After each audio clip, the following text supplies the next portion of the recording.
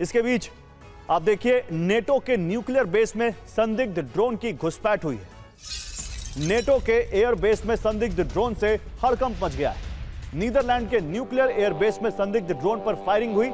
2 बार वॉल्केल air base में drone की मौजूदगी दर्ज की गई। नीदरलैंड्स के रक्षा मंत्रालय का बहुत बड़ा दावा।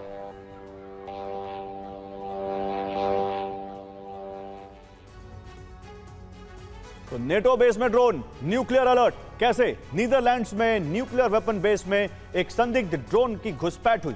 दिखाइए जरा, बिग वॉल पर दिखाइए कैसे यहां पर नीदरलैंड्स में एक घुसपैठ हुई ड्रोन की, नीदरलैंड्स के इस न्यूक्लियर वेपन पर।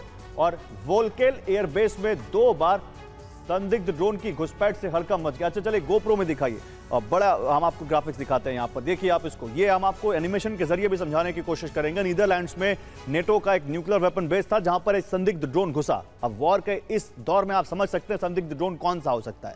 वोल्केल एयर बेस में 2 बार संदिग्ध ड्रोन की घुसपैठ से हड़कंप मच गया। बेस में मौजूद एयर डिफेंस यूनिट ने ड्रोन्स पर फायरिंग की।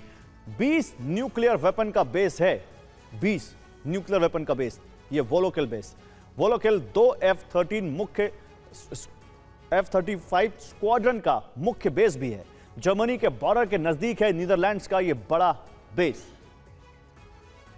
और इस बीच नेटो के एयर स्पेस में घुसपैठ हुई है। युद्ध का अलर्ट है। देश आपको दिखाते हैं कितनी बार यहां पर, कब यहां ये इनमें घुसपैठ देखी गई। आप समझिए देश कौन सा? बेल्जियम। 17 से ज्यादा घटना हो चुकी हैं। 3 अक्टूबर से 19 नवंबर के बीच यहां पर ये ड्रोन देखे गए हैं या संदिग्ध एलिमेंट्स देखे गए हैं। इसके अलावा डेनमार्क में देखिए आप 6 से ज्यादा बार घटना हुई है जहां 22 से 28 सितंबर के बीच ये संदिग्ध ड्रोन देखे गए। जर्मनी में 3 से ज्यादा बार 26 सितंबर से 2 नवंबर के बीच।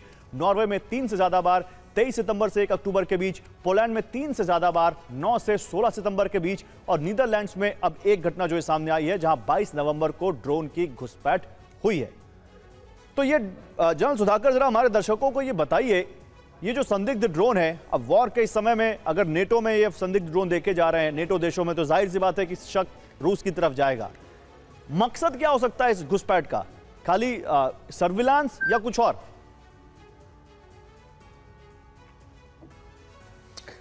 गौरव, बहुत अच्छा सवाल आपने पूछे हो और मैं बधाई देना चाहता हूं कि हमारे व्यूअर्स को समझना चाहिए कि ड्रोन जब उड़ता है तो उसका एक लॉन्चिंग प्लेटफॉर्म होता है, वहाँ से उड़ाते हैं, वहाँ पे पायलट्स होते हैं और हर ड्रोन का कुछ ना कुछ रेंज होता है। कोई 40 किलोमीटर, कोई 200 किलोमीटर, कोई 600 किलोमीटर। लेकिन यहाँ पे आपने एक उदाहरण लिया नेदरलैंड।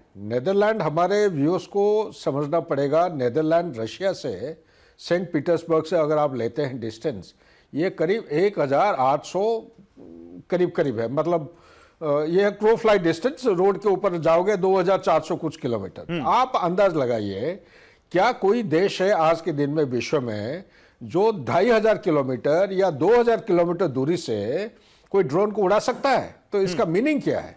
इसका मीनिंग यह है कि उसका एक ऑपरेटिंग रेंज होता है, यानी कि यूरोप के अंदर घुसपैठ हो गया है। तो इसका मतलब जगह जगह रशियन जाके बैठे हैं, मतलब और बाएं से दाहिने से यूरोपियन मेनलैंड से ड्रोन फ्लाई किए हैं, आप ये कह रहे हैं?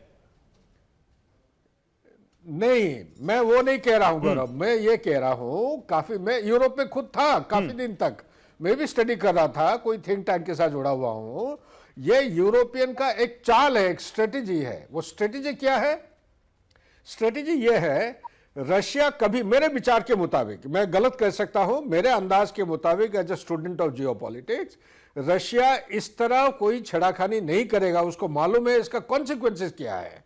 ये जो सब नोटंकी हो रहा है, ये इसको कहते हैं एक फॉल्स फ्लैग ऑपरेशन की तैयारी किया जा रहा है। इस किस्म की बहाना कर रहे हैं ताकि वो स्टेट ऑफ फिंगर को पॉइंट कर सकते हैं ये रशिया है, रशिया के ऊपर ब्लेम डालने के लिए, ताकि वो नैरेटिव बिल्ड कर रहे हैं कि अगर मौका आता है तो रशिया के खिलाफ ये काइनेटिक अटैक कर सकते हैं। अगर रशिया वो ड्रोन भेज रहा है, चाहे सर्विलेंस हो, कुछ भी हो, वो रशिया के ऊपर भी कर सकते हैं।